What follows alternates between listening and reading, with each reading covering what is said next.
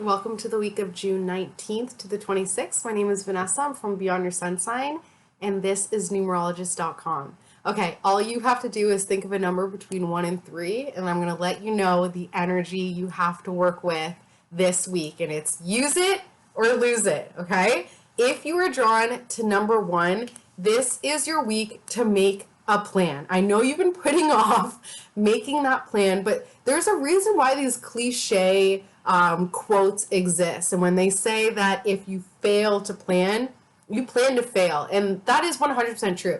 June is going to make that abundantly clear because June is 4 energy. And 4 energy, when I think about 4, I think of a table, right? Like I know that I rely on this table very, very much. And it's funny because I only really rely on the top of it, but I know that if I didn't have those 4 legs, this top would not exist. So in the month of June, it's about recognizing, okay, I've got 4 pillars in my life. I've got work, I've got family, I've got my own identity, and I've got my relationships, right? The 4 major access points in astrology. And this week, it's just about recognizing that you can make a solid plan on that table based on your pillars. You only are able to make this plan because of the pillars. So now that you have your table and you know that you can sit down and write out a plan, what will that plan entail? Is it that you're going to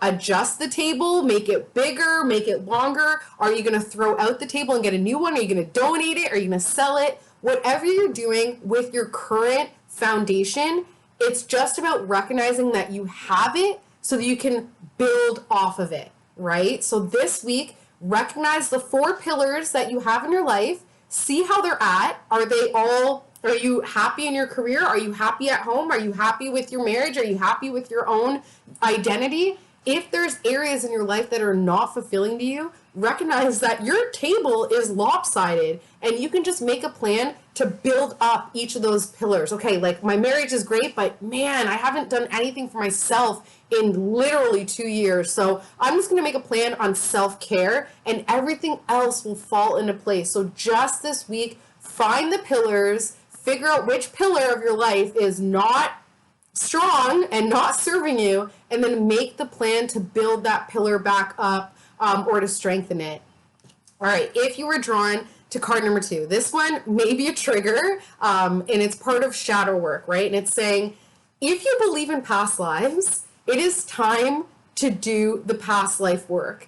And this is too late now because I'm doing a past life session on June 3rd, but you can reach out to me and hopefully we can do more. But if you can just go onto YouTube and do a guided meditation for past life, the 7 universal year, especially the 4 universal month, past life work is huge right now. And the reason why I'm drilling it into you specifically is because there's something karmically that you've done that you are owed for. So basically, in a past life, you gave and you gave and you gave. You overgave, and other people were greedy, and they pulled and pulled and pulled. And you basically died by being sucked dry. Like you were exhausted. They had pulled absolutely everything out of you, and you have nothing left to give.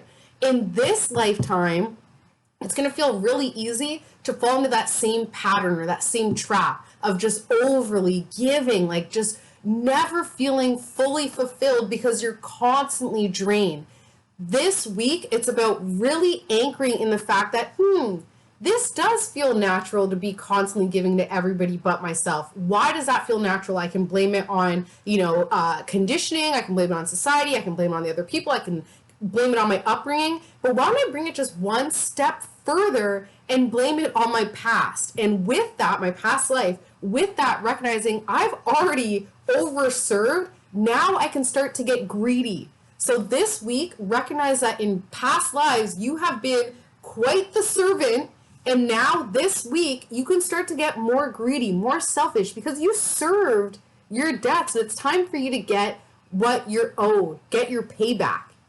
You're getting rebate. You're getting retroactive pay this week, and it's all energetic. But if you get that energetic repayment, please do not just send it right back out. Hold it for a little bit. Honor it for a little bit. Really absorb it for just a little bit, because your past self has earned that energy of you just absorbing what you're owed. And then you can start next week to put it back out there so it comes back times 3. All right.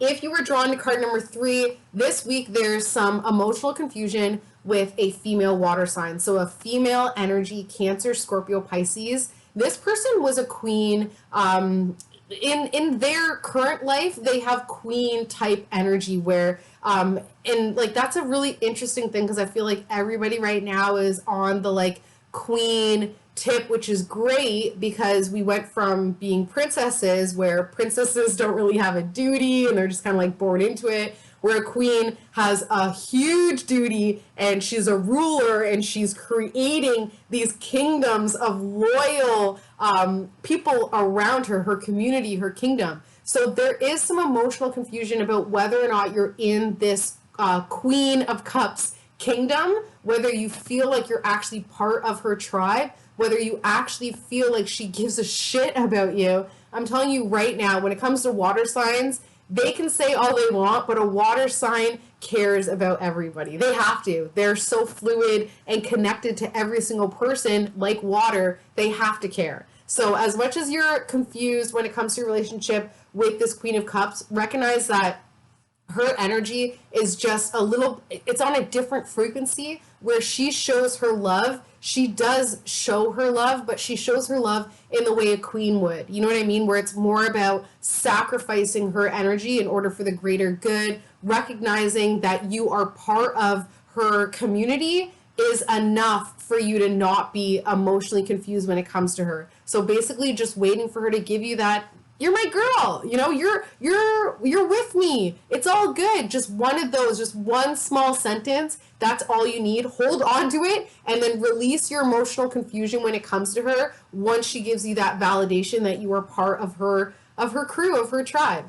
As always, if you need a personalized reading, you can find me on Instagram at Beyond Your Sun Sign, or you can email me directly, beyondyoursunsign@gmail.com. Hope you have an amazing week, and I will see you next week. Bye.